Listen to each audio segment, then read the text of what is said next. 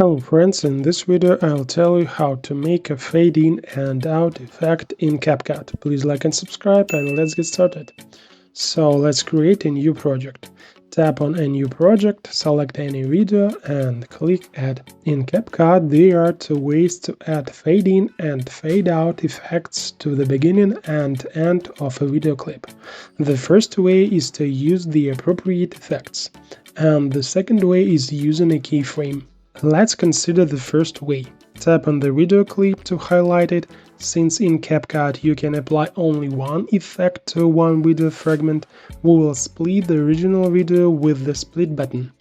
Let's say the fade in effect lasts 2 seconds at the beginning and the fade out effect lasts 2 seconds at the end. OK, now select the first fragment and tap on the effects button, and then video effects. To find the required effect faster, type fade in the search bar and click search. The fade effects are found perfectly and we select the fade in effect first. If we click on the effect again, we can adjust its speed. The closer the slider is to 0, the slower the fade effect. Let's choose something in the middle. Now minimize the settings menu, click cancel and confirm the selection of the effect. Let's see what we've got. OK, now let's add the fade out effect at the end of the video clip. Scroll to the end of the video track and select the third part of the video. Click effects again, video effects, look for the fade out effect, select it, adjust the speed if necessary, then cancel and confirm the selection. We check that the effect has been added, and yes, everything turned out great. Now let's look at the second way, since the fade in and fade out effects may not be available in the free version at one point.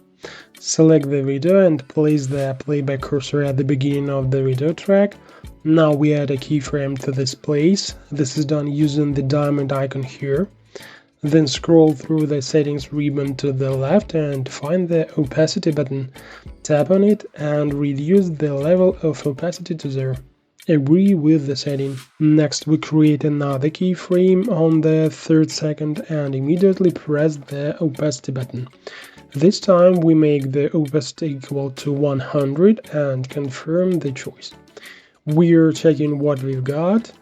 Great, the fade in effect has been added. Now we do the same with the fade out effect. We go to the end of the video track and immediately add a keyframe. Click on the opacity and change it to 0. Next, we set the playback cursor, for example, to the 13th second and add a keyframe. And in this keyframe, the opacity will be minimal again, with the slider to the right. We check the result, and as you can see, everything works great. And that's it. Now we know more.